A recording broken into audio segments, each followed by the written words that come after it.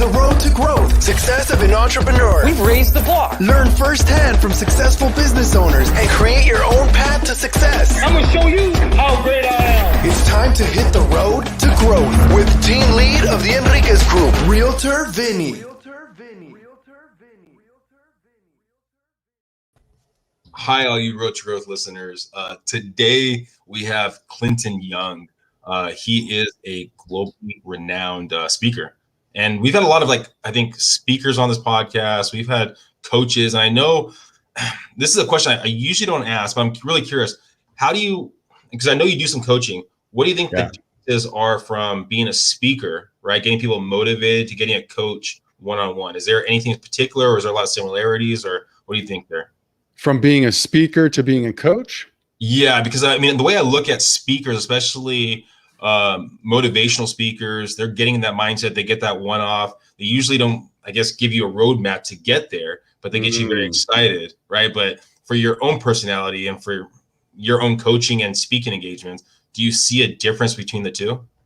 Yeah, I like that question. And I see people being either coaches versus people being mentors. There's so many coaches out there. You throw a rock, you hit a coach, and there's nothing wrong with being a coach. And there's a lot of amazing coaches. But when you can become a mentor coach, I find that that's somebody that's actually been there, done that, and they can speak and coach from experience versus speaking and coaching from, reading in a book or maybe having a kind of anecdotal experience. When you're a mentor, you've been there, you've done that, you've probably had more failure than you've had success. And that's why you've been able to have the level of success. And I call myself a mentor coach because, I've been speaking for 10, 15 years all around the world, not as a professional the whole time, but I've really I've seen some dark days as a speaker, as a professional speaker, as well as just an entrepreneur who speaks. Anybody, it's my opinion, Vinny, that anyone out there listening that is an entrepreneur, whether you're a realtor or a real estate investor or some other kind of real estate professional or any kind of entrepreneur, even non-entrepreneurs, but definitely if you're an entrepreneur, you simply must become what I like to call a world-class speaker, right? Because in order for you to make the level of impact that you want to make and the subsequent income that generally follows impact, there's no better way than actually becoming somebody that can inspire action, whether you're talking on a video, on a podcast, one-on-one, to a small client base maybe, or a massive crowd. You have to become, it's vital to become a world-class speaker. In fact, Warren Buffett, one of the wealthiest men on the planet, right? He says that speaking is the number one skill that you can develop right now in today's day and age. What do you think a key component is in, and I know we're going to get into it. You have 3 steps to being a great speaker. And I almost feel like, I'm usually guiding this ship, but I almost feel like that was a subconscious thing right there where you're like, okay, you have to be a great speaker. You have to be great. So you're getting me ready to ask the question. Well, what does it take to be a great speaker? And I was like, I played right into it. Nice. All right. Well, I'd love to share really quick, Vinny, what do I mean by world-class speaker? Because sometimes that can freak people out, and people are like, well, I don't want to be a speaker, or maybe they want to, but they're like, that's not gonna be my number one thing. I'm an agent, or I'm a broker, or I'm an investor, or I'm whatever it is my business is. But again, what I mean by world-class speaker, I don't mean that, I help people become the next Les Brown or Tony Robbins or Lisa Nichols, or insert your favorite quote unquote speaker, whatever you have in your definition of speaker. What I mean by world-class is, you see, I don't know if you've found this, but I found that a lot of entrepreneurs these days, they want to have more meaning in their life. They want to have more impact in their life. They want to make a bigger difference. Yeah, we all want to make money. We want to have a great life. But ultimately, I think there's a trend, and it's not a trend. It's a shifting, I think, an evolution of consciousness on the planet where we all want to make a bigger impact, right? Would you agree with that, Benny? Have you seen that as well? Yeah. So having said that, regardless of whether you're thinking about and listening to this podcast right now or watching this show right now as just an entrepreneur trying to make a better life, at the end of the day, if you truly do want to make a bigger impact as well, again, you got to become world-class. So what do I actually mean when I say that? What I mean is, and a little caveat here, I've got a bachelor's in psychology, a master's in psychology, and I stayed at a Holiday Inn Express last night. I'm just kidding. No. And I've been geeking out on neuroscience for like the last 15, 20 years. So I'm not the foremost expert in psychology, but I tend to weave in quite a bit of it because I know more than the average person. Let's just say that. So I say all that to say that when we speak, coming back to what is world class, when we speak, whether it's one-on-one or on a video or to 1,000 people in a live audience, Vinny, no matter who you are, there's this unconscious barrier, right? There's this unconscious barrier in our minds and our whole being, and then in the unconscious minds of all the people in the audience. So what happens is it stops us from truly being connected. Okay. And I know we're in San Diego here. I'm not trying to get all airy fairy here with connection and, sit around singing Kumbaya. But at the end of the day, when you think about psychology and you think about the human condition and how people actually are motivated and inspired and how people take action, it's all around connection. It's all around how do they feel in any given moment. That dictates their actual actions. How you feel dictates how you act. So I say that to say, being world class is learning how to identify and then dissolve that unconscious barrier in our own minds and then also in the minds of the audience so that you're able to speak not from the head, but you speak from the heart. And again, I'm not trying to get all soft here, but speaking from the heart means authentically, means vulnerably, speaking to that collective, what I like to call the collective pain in the room. And when we do that, our audience knows that we know their pain. Our audience knows that we can articulate their pain probably better than they can. And that is when you have absolute connection. That's when you're speaking to the heart and the soul of the audience. And that right there is the only way, if you're out to make a big difference in the world, even if it's, in your local community or in your local 5-person team that you head up or that you speak to on a regular basis, you've got to learn how to speak to the collective pain in the room and lower and dissolve that collective barrier there, that unconscious barrier, so that we can speak to the actual heart and soul of the audience, because that is the only way we're going to truly inspire action. Now, jumping back to something you just said, where you have your degrees in psychology, right? Yep. What prompted you to go to school in those fields? Well, to be perfectly honest with you, I'm 44, full disclosure, right? And not that that's a full disclosure moment, but just so you know, I'm 44. He's being vulnerable. What's that? He's being vulnerable, everyone. Yeah, I'm being vulnerable, baby. Being vulnerable. So when I went to school, I was a little bit of I played sports in high school, but I was kind of into the, I hung out with everybody, but some of those people were the bad people, right? I was kind of a troublemaker from time to time. And, I was definitely a good kid. I always got good grades, but ultimately, I wasn't really consciously thinking about what do I want to go to school for? What do I want to be when I grow up? I literally went to school because my brother went to school, my sister went to school, so I went to school. It was just kind of a natural process. I applied to one college, University of Massachusetts in Amherst, Mass, and I got in and I went, and I just kind of went where the waves took me. But ultimately, I always gravitated towards psychology. And I don't know why, I just like how the mind works. Even before I knew consciously that I liked it, I just always gravitated towards it.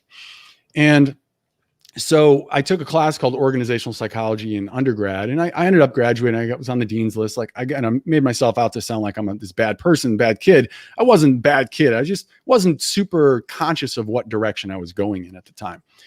But I took organizational psychology, ended up going to get a job. I was in sales. I was a headhunter, literally pounding the phones, calling out of a phone book back in the day. Yes, 44, we used to have phone books, right? Pounding the phones, selling jobs to people in retail establishments that are store managers. So talk about fun. Yeah, not a sexy job. But that's where I cut my teeth in sales. That's where I cut my teeth in the ability to build rapport quickly on the phone within 3 seconds. You got to build rapport. And so that really carried a lot into my future days in sales. But ultimately, I ended up taking a trip to Singapore and traveled all through Southeast Asia. Just always been one to follow my intuition. And I had this calling to go to visit a friend that was over there. And that just spurred this massive, massive passion for culture. And that's when I went back to grad school and studied organizational psychology and coupled that with the intercultural process that people go through, that cross-cultural process that people go through, the adjustment process when they get sent overseas on assignment. Making a long story short, I ended up working for a big relocation company out here. And that's what brought me to San Diego from Massachusetts as the head of all the accounts out here with Amazon and Microsoft and Cisco, sending people overseas, and they were, doing mergers and acquisitions. I would do all the sales of that consulting so that they made sure that they had success. So that was a longer story than you probably asked for, but that's what kind of led me on that path of psychology. And then I've always gravitated back towards sales and psychology because I like to talk to people and I love the human condition and what motivates people, what drives people.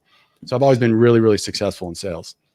Yeah, I mean, I think it's more of a rarity, at least from my perspective, that you actually have an understanding of what you want to be and who you want to be at that age when you're going to college. If you're in your late teens, 20, whatever it might be, and you're still trying to find yourself. I've talked about this multiple times, but I hated the idea. I did an internship at a real estate company. I was like, I'm never going to get into real estate. And look at me now. I've been in the business for 9 years, have a team fully focused on it. But I didn't know who I was, and I started growing and allowed myself to grow. And you found yourself. And you found out sales was the way for you. Now you're talking about it that you were in sales, and then I know we talked before, Mike. You got into the speaking. You were with Fortune Builders. How did that transition kind of work? Yeah, it actually started prior to that. I'd always, again, gravitated towards roles where I had to have the quote unquote microphone, even before I had a microphone, right? I'd always been the person that kind of raised my hand, even though it's scary, by the way. I speak all around the world, international keynote speaker. I get nervous every single time I speak. Okay, so that does not go away, by the way. You just learn how to transmute that energy into enthusiasm and focus and excitement. But I'd always gravitated towards these roles. So I was actually, my first entrepreneurial endeavor, picture this, I travel all the way out, relocate all the way out to San Diego from Massachusetts, just dropped like 60 grand more on school, okay? And lived and worked overseas, during my graduate. So I did put all this time and effort and energy into this career, got my quote unquote dream job in this intercultural consulting firm, moved out to California, and a year into it, it became my dream nightmare. Right. And some of the listeners out there might be able to relate to this. I felt like I was in a role in corporate America, right, where I didn't like a lot of the restrictions and being confined and being kind of told what to do and just all the corporate bureaucracy that I had to deal with. So I became an entrepreneur and I started selling, actually sold real estate education, and I went through real estate investment education, high ticket education. And that's what got me out of my job. So that put me on a lot of stages. I ended up building a team. Then I had a sales team, and I would do a lot of trainings to 500 plus people and yada, yada, yada. And really, I had a mentor who saw something in me that I just didn't see in myself. Funny story. We would always do these events. You probably have these in your real estate office from time to time where you just have like 15, 20 people coming in and maybe you do, maybe you don't, but we would have that every week, like 25, 30, 40 people come in and my mentor, Justin, he'd always give the presentation, right? This is beginning, one of the beginnings of my speaking career. And so picture this, all glass walls, all glass door. He and I are walking down the hall towards the conference room. There's about 40 people in there packed in like sardines.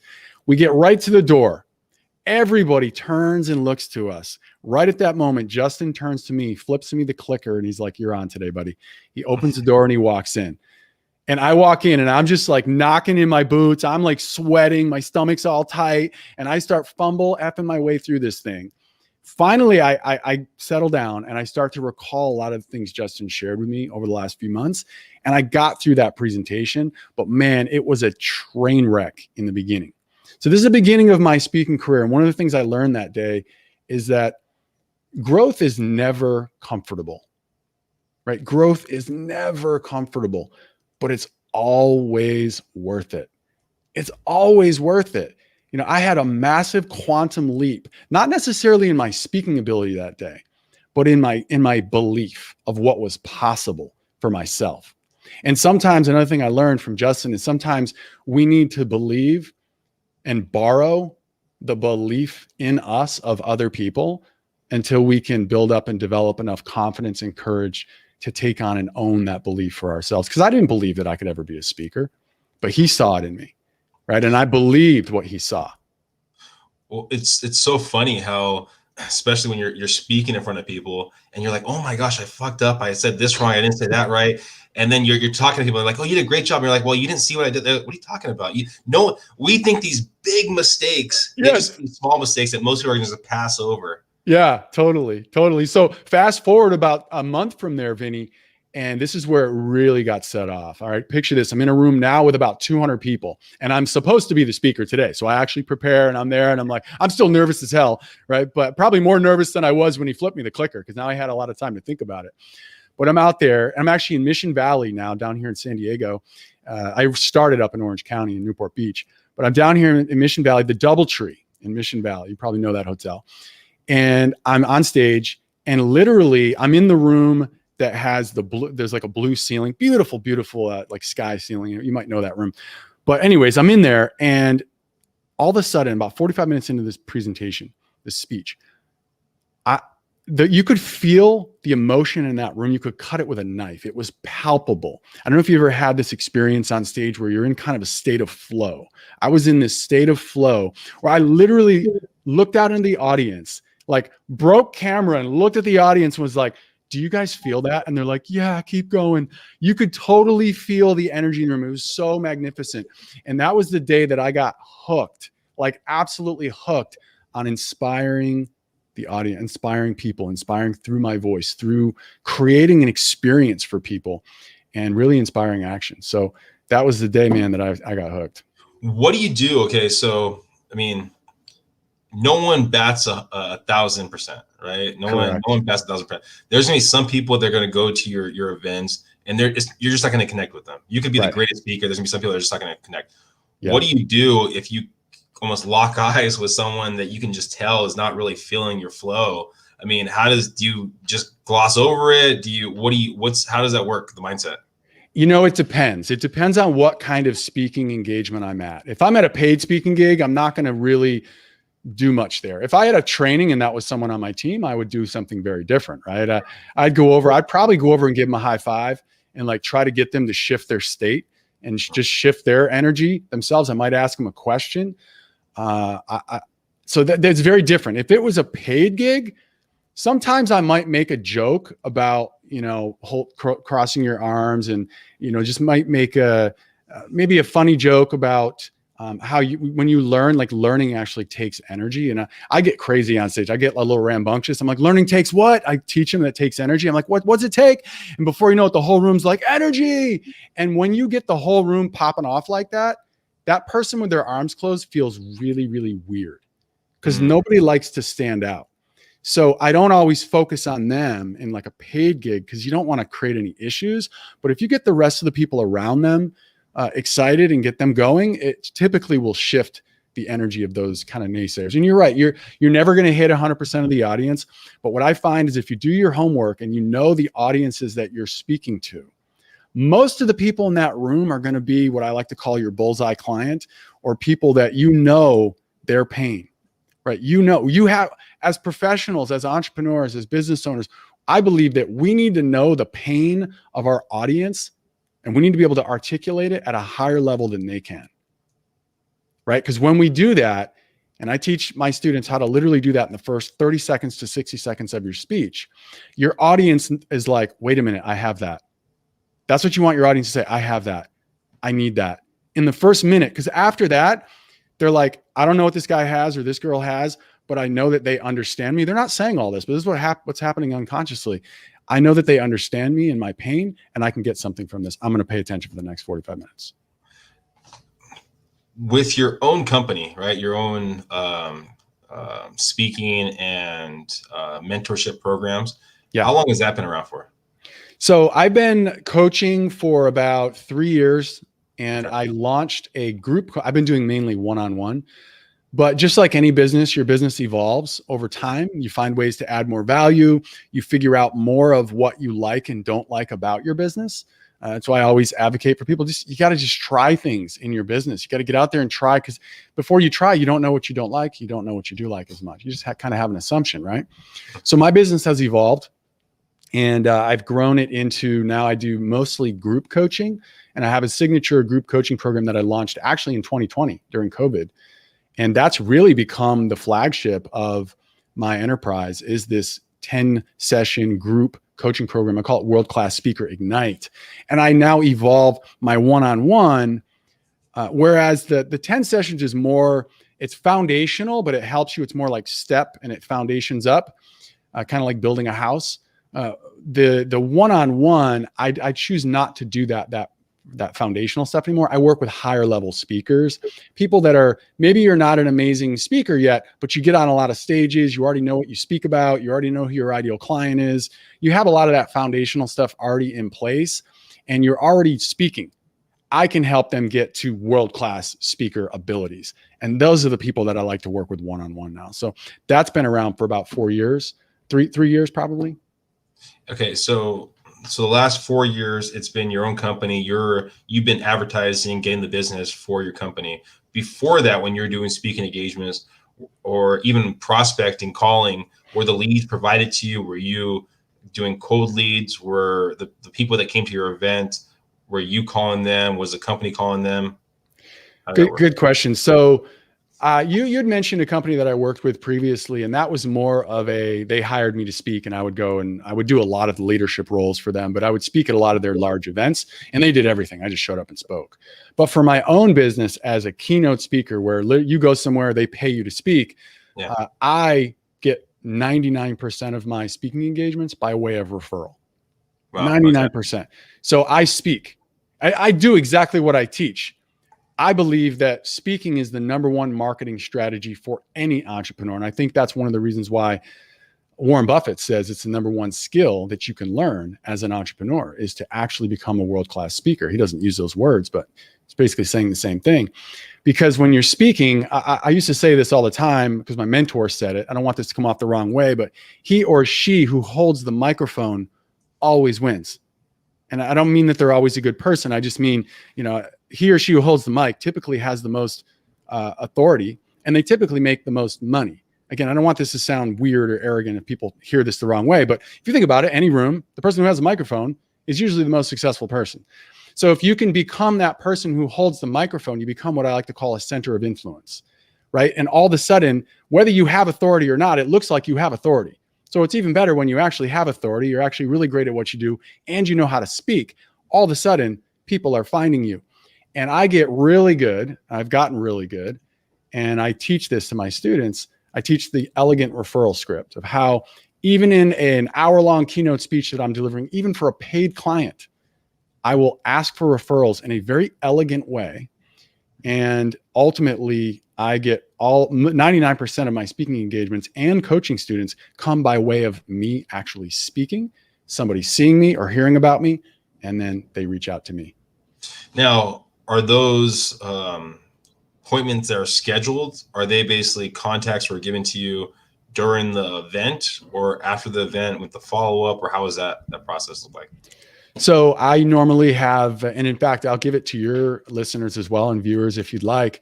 I have over the last, like I said, 10, 15 years spoken on stages all around the world.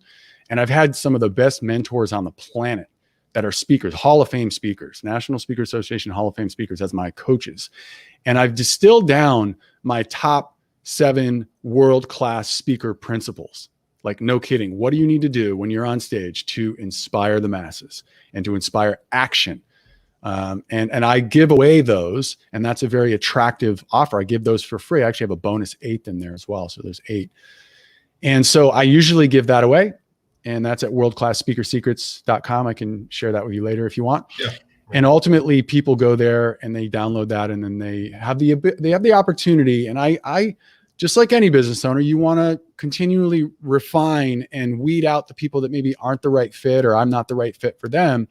So there is some classification after that in a video. I don't think that's the right word, but in the welcome video, a thank you video, basically saying, if you are serious about taking action and really going to the next level, then schedule a call with me. I don't have a lot of time, just like you, or super busy people, but for the people that are really hungry, and it's the people that have that burning desire inside of them to make a difference. Like, they want to make a difference so bad it hurts.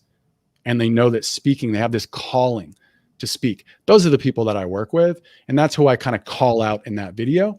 And then they just schedule a one-on-one with me. Real simple.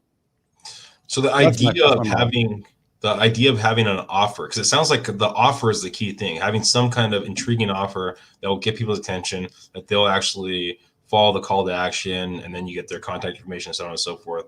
That idea of having a strong enough offer, did you learn that as you went, or the speakers that you worked with, they kind of advised you to always carry an offer in your speaking engagements? Yeah, well, there's a couple different kinds of speakers, Vinny, right? There's the keynote speaker that I've talked about quite a bit, which is what I started out as, and I don't recommend people starting there. It's one of the hardest ways to go. But that's where you actually get paid to speak. Like somebody gives me 10 grand and I do an hour-long presentation and I crush usually you open the event or you close out the event, right? Opening stage, keynote speaker. And then there's there's a lot of speakers, but the other main kind of speaker is what's called a platform speaker. And this is where most coaches, most professionals would fall into a platform speaker. It doesn't mean you can't get paid once in a while as a quote unquote keynote speaker, or maybe a workshop speaker where you go and you do, I don't mean your own workshop. I mean, you go and you do a workshop at like a conference. You're in, how they have the breakout rooms, those kind of people. Those are usually paid just a little bit, and then the keynote gets paid the most. It's the hardest job. And then the platform speaker are people that are typically willing to go and speak for free, and they might even do free workshops. And they are willing to speak for free on any stage as long as you want to be targeted. That's why it's so important to know why you feel called to speak and who you feel called to serve. Who's your ideal client? What's their number one pain? How do you solve that pain? These are all marketing questions, right? For you to understand your business to the nth degree, you need to understand and fall in love with your customer more so than your product or your service. And when you know all that, you can choose audiences follow me here. You can choose audiences that you have a pretty good idea there's going to be a certain percentage of people in that room or in that audience that is going to be your quote unquote ideal client. And when you speak to that collective pain in the room that we talked about earlier, right? You understand your audience so well. Like I know the people that I work with, they're typically entrepreneurs. They're very entrepreneurial minded. They're very much into personal growth and development. A lot of times they've experienced some kind of failure or fear or doubt in their life. And they have this calling. They have this I don't even know what it is. They wake up and this intuition. They're like, I see this vision of me speaking on stages or making this impact. I just don't know how to get there. And I know that when I do that, it's going to grow my business as well. So I know that those are the pains. So I'll talk about those in my speech or in however I communicate. I'm doing it right now. So people that are listening are understanding what it is. Of course, you do it a lot more stealthy and weave it into your stories when you're not explaining it. Right now, I'm just explaining it to you. And ultimately, they then say in their mind, that's me. I have that. And by the end of the speech, my call to action, my offer, free offer as a platform speaker, you typically have a free offer that's of high value.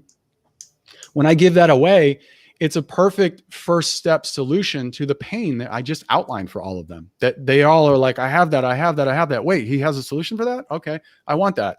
So then it's free. So yeah, that's definitely a very, very common way to provide value and to introduce people into your world, if you will, by giving them something for free.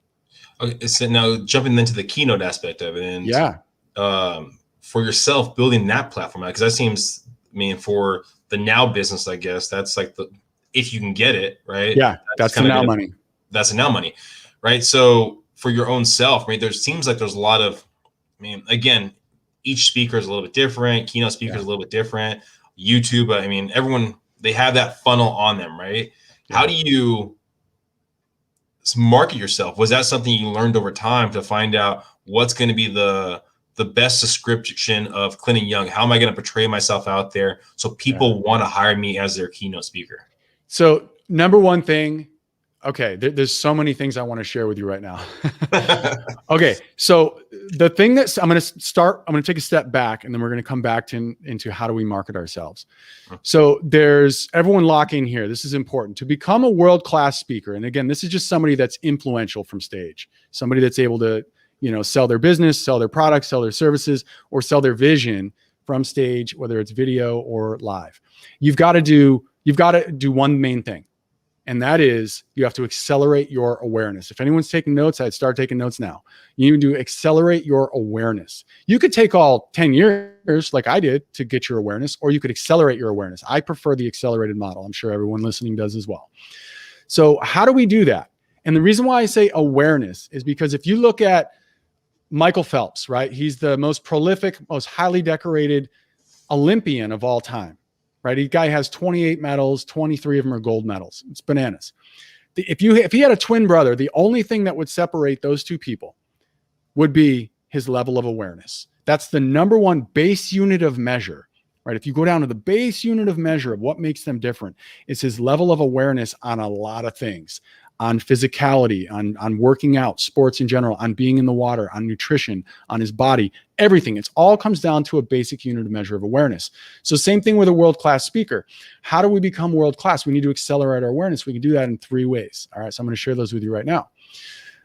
The first way to accelerate our awareness is we got to get the repetitions. We got to just go and like speak. Seriously, duh, right?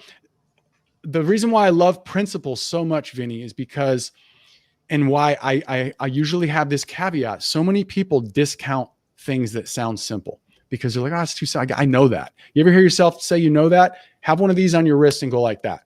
Because there's this great quote by, I think it's Lao Tzu. He says, to know and not to do is not to know.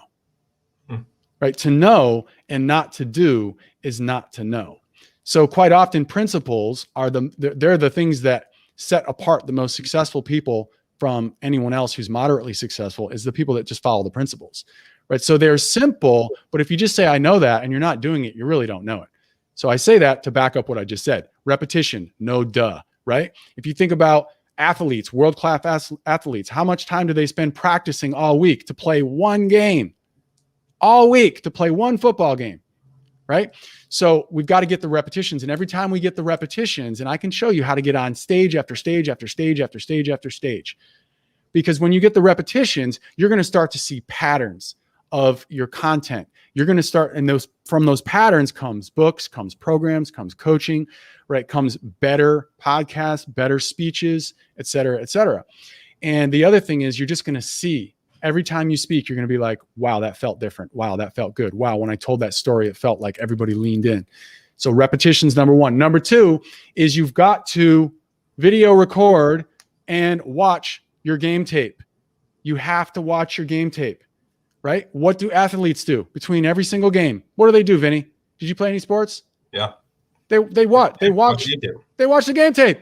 Yeah. You got to watch the game tape. It sounds like duh, right? Again, but we don't do it.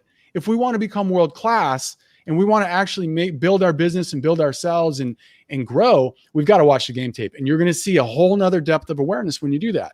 And number 3 is you've got to hire a coach. Number 1, you've got to have not just a coach, you got to have a mentor coach, somebody who, like Phil Jackson, the guy's one of the best basketball coaches of all time. He has, I think he's like 10 rings or something ridiculous, but he has 2 rings as a player as well. Most people don't know that, right? So the best coaches can be mentors as well because they've been there, done that.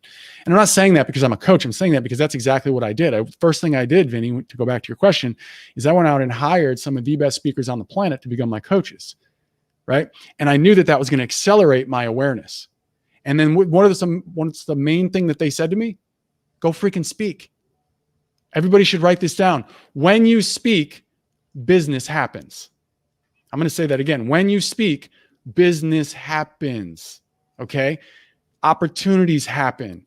Connections happen. Business happens when you speak. So what did I do? I went out and I spoke my freaking face off. Okay? And I'm going to teach one other thing here, the two main things, the accelerated awareness model that I just shared. And then we have to write this down, everybody. If you're an entrepreneur, you're anybody out there who wants to grow your influence and your income and your impact, then you've got to become what I like to call omnipresent. Okay? Omnipresent. What does that mean from a marketing? This is coming into the marketing piece. Marketing and positioning is one of the 3 pillars that I teach in my World Class Speaker Ignite program. And ultimately, we have to become omnipresent. What does that mean? That means we're speaking. I don't care if it's at a Toastmasters or a Rotary. By the way, these are all free places. Kiwanis, Lions Club. I don't care where it is or if it's a paid gig. when you speak, or a Zoom, or this podcast right here. In fact, what I'm going to do right now is I'm going to take a screenshot. Hey, smile at the camera, Vinny. All right, I just took a screenshot. Guess what I'm going to do with that later? I'm going to market that. Hey, I was just on this awesome show with Vinny. I'm going to market him. I'm going to tag him. And guess what he's probably going to do? He's probably going to like it and share it and tag it or do whatever he does, but it's going to get more eyeballs. It's going to help him. You position the person that you speak on their stage, and then they're going to position you back. This is becoming omnipresent, right? Let's say we speak 2 or 3 times in a week, all at free places. You're like, why would I do that? Folks, we get more business from marketing our speaking engagements than we do from our actual speaking engagements themselves. This isn't always true. Sometimes you do have a bullseye speaking engagement where you make an amazing offer and you've got the right people in the audience, and you'll make more money at those, obviously. But what I'm saying is becoming omnipresent, where every time somebody goes on Facebook or LinkedIn or YouTube, they see you speaking. Even if it's a screenshot, just a picture of you speaking. Oh, he's speaking over here. Oh, she's speaking over here. Oh, she's speaking over here. Holy crap. And then they go, and then all of a sudden they're going to ask you, how are you speaking so much? Or they're going to say, what do you speak about? How can I work with you? You're creating omnipresence. You're becoming a center of influence, and it's not hard. It's not rocket science to do this, Vinny. And that's what I teach, the principles of exactly what to do to get out there. And you're doing multiple things. You're building the reps. You're accelerating your awareness. You're collecting game tape, because guess what you're going to do with your coach? You're going to watch the game tape. And I'm going to see 10,000 yards farther than you can, or whoever can, that's my student, and help them accelerate even faster. And you just keep doing it and doing it and doing it and doing it. And all of a sudden you get clients. How do you know, again, with technology out there, social media out there, there are so many quote unquote false coaches or coaches, book coaches, or however you want to define them, right? And I talked about this before in a podcast where I actually went to this event, and the guy was a great speaker, fantastic speaker. And I was like, I never heard of this guy. He had endorsements from random people and some people that I've heard of. And I go, okay, well, let me look into. So I Googled his name, and I started to realize when I was diving deeper, the first 2 pages of Google, they were all basically owned or run by his company. Right. So he had nothing that was actually outside of his thing. And you start looking and you're like, okay, well, maybe he might be a really good coach, but how much of it is actually real, where he actually help people and grow? How do you find out if you have the right coach for yourself? You know, that's a great question. And what that guy sounds like is a really good marketer, right? Whether he's a good coach or not, probably is pretty decent, but you know, he obviously knows some things about online marketing. And that's, to be perfectly honest with you, I'm not like the foremost expert in online marketing. I just know that when I speak, business happens, period.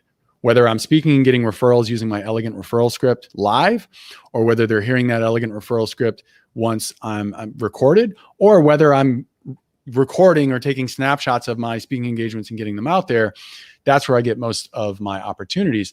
So how do you know? I mean, you just kind of have to Google. A lot of people say to me, like, how do so many people not know about you? After they go through my program, they're like, everyone needs to know about you, because there's so much purity in my program and what it is that I offer. And there's so many transformative experiences people go through. But yeah, I'm not the best marketer in terms of online stuff. So how do you know? I mean, yeah, you got to Google, but guess what? You Google me, dude, it's the worst. If you Google Clinton Young, you'll see that there's another Clinton Young. There's actually 2 famous Clinton Youngs. One is like a rugby player in Australia, and one is this dude on death row in Texas who has literally a fan club, a foundation. He's all over the news stations, which rank very, very high. So if you just typed in Clinton Young, I get destroyed on Google. But if you're typing Clinton Young speaker, I'm all over the place. So, I mean, obviously look at somebody's website, clintonyoung.com. You can see I'm a speaker. Just look at the video on the homepage. What about for yourself? You said you've had a couple coaches. Yeah. How did you know you had the right coach? You know, I work a lot on intuition. When I feel something, if anyone doesn't know what intuition is, or is kind of questioning what does he mean, it's not a conscious reasoning. It's just this feeling, right? It's this feeling that something feels right. I always say, follow the tingles. That's another quotable one there. Follow the tingles, right? When you feel something, I believe that is God, universe, whatever you want to call it, right? Your intuition, I believe, is your connection to source, whatever your source might be. And when you feel those tingles and you feel that moment of, wow, that feels right, that's right. Don't question it. It's right. It's right. Right. So I do a lot of that, to be perfectly honest with you, to really know whether I'm going in the right direction. And sometimes you just have to have the courage and just take action. And sometimes you're wrong, right? But it's better to take action and get a result and get feedback than to sit there and not take any action and always wonder what if. This is a question. This is usually during the podcast where I ask a question of if you could basically talk to your younger self, but something with you, I'm really curious about if your older self was watching the game tape of your last keynote speech. I mean, let's say 5 years, maybe 10 years, if that's, what do you think they would give you advice, feedback on your last speech? Oh, I love that question. That's a beautiful question.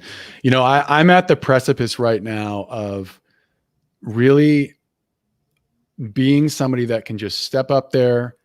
And I do this quite often, but it's not 100% of the time, where I'm so in my heart, I'm so in my body, I'm so in my connected to source that I don't have to even think about anything I'm saying. And who I'm being on stage moves people, right?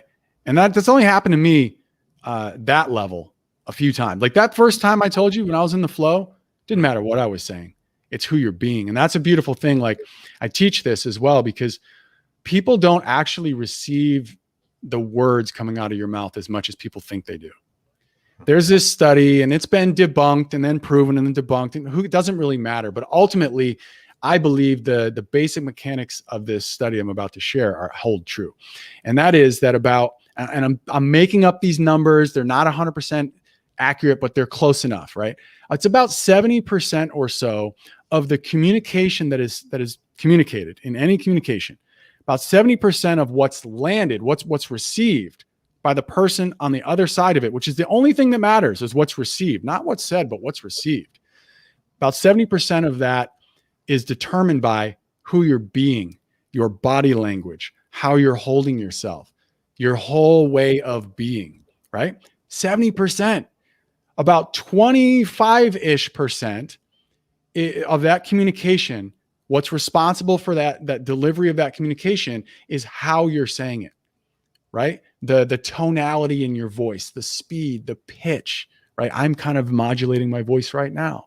That's why in sales, if you have anybody in sales, they a lot of our customer service, they say when you're on the phone, smile, look in a mirror and smile while you're talking, because while you're talking, you might not notice it, but the tonality of your voice is changing. It's doing it right now when I'm smiling, right? So that is what's responsible for about 25%. And only about 5 to 7% of the actual communication that's received are the words coming out of your mouth. Right? So we've got to focus more on who we're being and how we're saying what we're saying. And so my future self would say to me, Clinton, man, just trust in yourself and just trust that you are connected to source and you're here for the right reasons. And it doesn't matter what you say. It matters who you're being, because that is what actually communicates to people. I love the saying by Maya Angelou. She says that people don't remember what you say. They don't remember what you do, but they always remember how you make them feel. Oh, that's a great one right there. Always remember how you make them feel. And that's why I believe emotions are my superpower. I lean into them. And I believe that is the number one sort of elixir, the magical elixir that transforms an audience, that inspires action, whether you're in a simple sales conversation or whether you're in this, inspirational speech to 1,000 people. Feeling. How people feel in any given moment dictates everything, their whole experience of life. And if you can help them feel something that's going to improve their lives, they're going to look at you like you are the holy savior, right? Not that you're trying for that, but they're going to look to you with grace and say, wow, you gave me so much value. So help people feel good. That's real simple to say, right? It's not as simple to do, but it's simple to say. I hope everyone listening got a great feeling out of this. I know if you're mining for nuggets, there's a lot of nuggets that have been dropped on this one. Thank you, Clinton, for being on the podcast. Thanks for giving all the feedback. And if in the show notes, everyone listening, you'll be able to find out where to follow Clinton, where to connect with Clinton. And maybe you're looking for speaking engagements. Maybe you listen to him and you go, oh my gosh, he painted a picture. He was so eloquent when he was talking. I mean, how can I follow his footsteps? And reach out to him. In the show notes, follow his footsteps. Awesome. Any last words, Clinton? Yeah, I just want to inspire everybody or hope to inspire everybody to always remember to think big, say yes, and take action. Think big, say yes, and take action. Definitely grab the top 7 speaker secrets in the show notes as well. Thank you so much, Vinny, for having me on your awesome show, man. Thank you. I appreciate it. Everyone, please subscribe, please share, follow Clinton. Have a great one, everyone. All right. Bye.